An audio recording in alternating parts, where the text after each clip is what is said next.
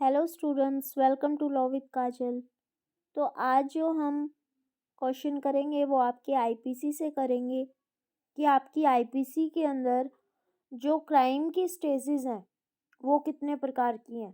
ठीक है, या फिर अगर आप प्रिपरेशन करते हो तो वो क्या आईपीसी के अंदर पनिशेबल होगा। तो इस टाइप के जो भी क्वेश्चंस हैं वो आज हम डील करेंगे। तो ये क्वेश्चन आपकी आईपीसी की जो बाबेल है उसमें भी आपको फर्स्ट नंबर क्वेश्चन है वो मिल जाएगा। तो सबसे पहले आपको पता होना चाहिए कि जो अपराध होता है, ऑफेंस होता है, क्राइम होता है, वो क्या होता है।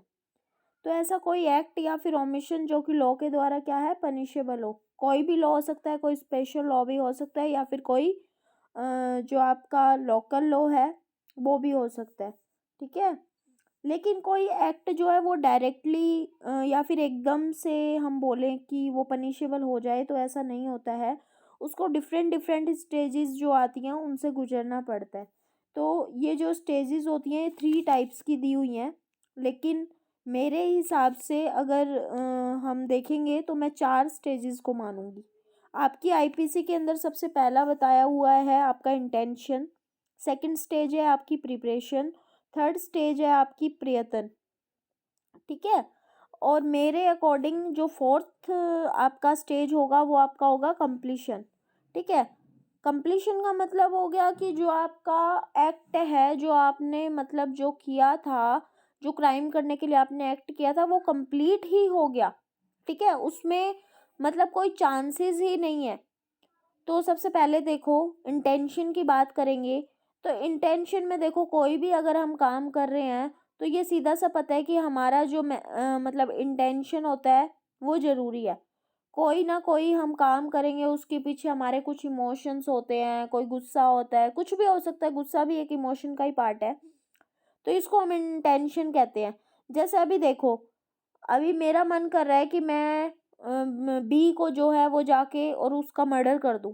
ठीक है, तो मेरे मन में इंटेंशन क्या है, उसको मारने का, उसका मर्डर करने का।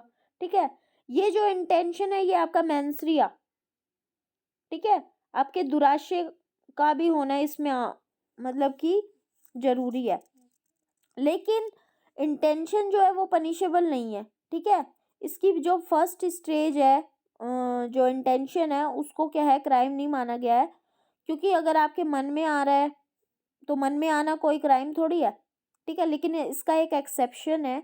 एक्सेप्शन आपके आईपीसी के अंदर आपको मिलेगा, चैप्टर 5A क्रिमिनल कॉन्स्पिरेंसी का है। सेक्शन इसमें डील होगा आपका 120A और 120B। 120A जो है वो आपकी डेफिनेशन क्लॉज से संबंधित है, और 120B जो है वो इसकी पनिशमेंट से रिलेटेड जो प्रोविजन है वो करता है। तो सबसे पहले आपको क्रिमिनल कॉन्स्पिरेंसी के बारे में हम अगर जानेंगे तो देखो, सबसे पहले तो इसमें 2 या 2 से अधिक लोग होने चाहिए।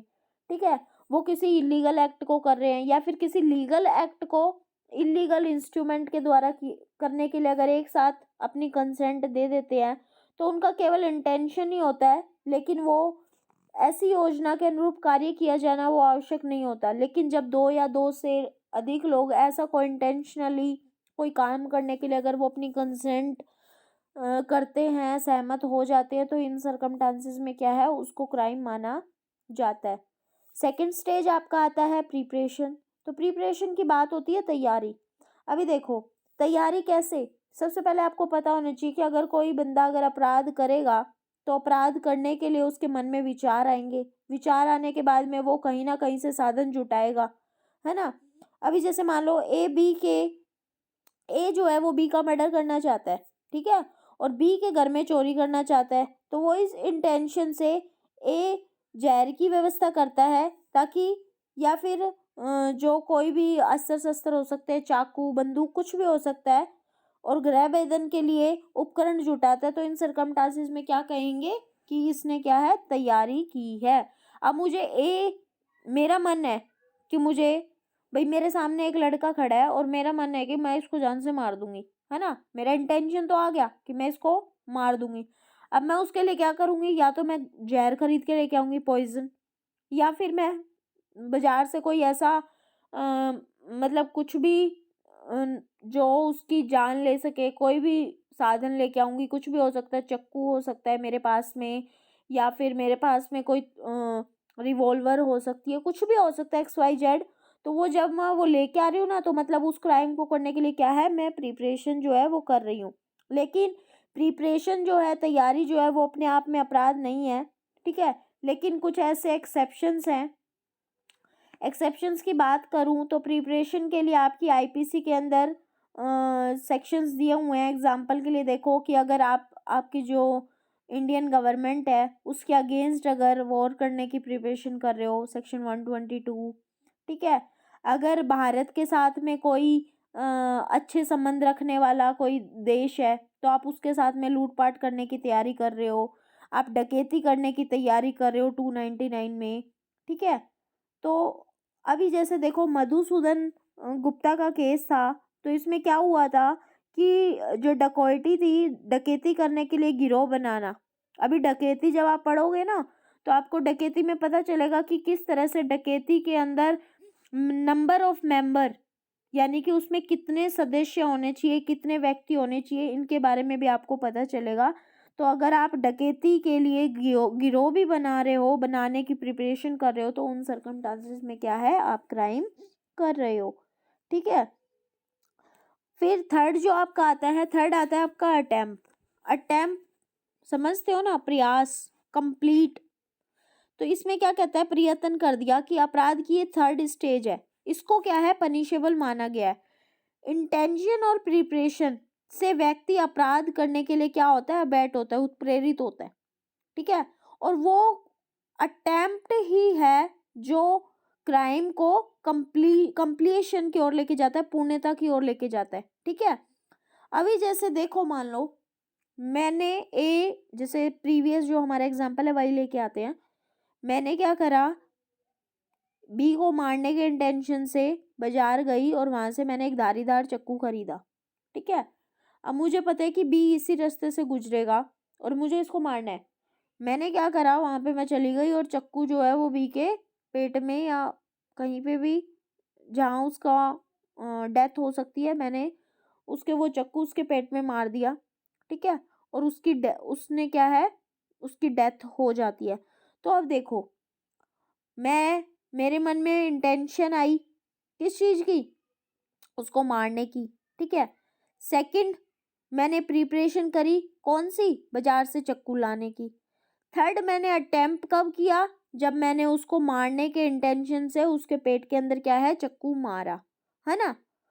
और चाकू मारने के बाद में क्या पता वो बच भी जाता, ठीक है। अगर वो बच जाता तो अटेम्प्ट टू मर्डर, ठीक है। और अगर वो मेरे चाकू मारने पे मर ही गया, दैट इज मर्डर। 302 एंड 307 जो सेक्शंस है वो आपको गो थ्रू करने हैं और कमेंट बॉक्स में बताने हैं, ठीक है। उसके बाद में देखो, एक एग्जाम्पल देखो कि अटेम्प्ट में क्या है कि ए जो है वो चोरी करने के इंटेंशन से बी की जेब में हाथ डालता है, ठीक है। ए जो है वो चोरी करने के इंटेंशन से बी की जेब में हाथ डालता है, लेकिन वहां पे उसको ऐसा कुछ भी नहीं मिलता। और इस प्रकार चोरी करने के इंटेंशन से ए बी के संदूक का ताला तोड़ता है, लेकिन फिर भी उसे कुछ नहीं मिलता। तो क्या उसने चोरी की है क्या, नहीं। ये अटेम्प्ट टू थेफ्ट में आएगा, चोरी के प्रयत्न के अंदर क्या है, इसको किया जाएगा, ठीक है। तो अटेम्प्ट जो है वो बहुत सारे हो सकते हैं, ठीक है। हत्या करने का अटेम्प्ट हो गया 307 में, आपका कल्पेबल होमिसाइड का अटेम्प्ट हो गया 308 में, सुसाइड करने का अटेम्प्ट हो गया 309 में, ठीक है। लूट या फिर डकैती करने का, रॉबरी, डकैती करने का अटेम्प्ट हो गया 393, 397, 398, ठीक है। किसी के घर के अंदर रात में गृह भेदन करना, ट्रेस पास करना, ठीक है। और या फिर ट्रेस पास करते समय किसी पर्सन की या फिर डेथ या फिर जो ग्रीवियस हर्ट है वो कारित करने का अटेम्प्ट करना 460 के अंदर, इस तरह से क्या है। या फिर आपकी जो इंडियन गवर्नमेंट है उसके अगेंस्ट अगर आप वॉर के लिए अटेम्प्ट कर रहे हो, है ना। तो इन सर्कमस्टांसेस में क्या है, किसी व्यक्ति को अगर कोई फॉरबिडेड सिक्का यानी कि कूट कर सिक्का लेने के लिए अगर आप उसको उत्प्रेरित करने के लिए अगर अटेम्प्ट कर रहे हो 39 में, तो इन सर्कमस्टांसेस के अंदर क्या है, जो अटेम्प्ट है वो आपका पनिशेबल माना गया है। और यहाँ तक कि जब हम सेक्शन 511 पढ़ते हैं ना, 511 is the last section of the IPC total 511 section है आपके, तो वो 511 में जो 511वां सेक्शन है ना, वो इसी चीज के लिए है कि अगर मान लो आईपीसी में कहीं पे भी अटेम्प्ट के लिए अगर पनिशमेंट नहीं बताई गई है और वो उस अपराध के अंदर कोई ऐसा कार्य करेगा, तो वहां पे वो जितनी उसकी सजा है जितनी उसकी सजा है उसके आधे तक क्या है हो सकेगी। एग्जाम्पल के तौर पे, एक एग्जाम्पल से समझना कि देखो, वो जो आपने चोरी करने वाला पढ़ा था ना हमने अभी, कि चोरी करने के इंटेंशन से मैंने जेब में हाथ डाला लेकिन मुझे कुछ नहीं मिला, है ना।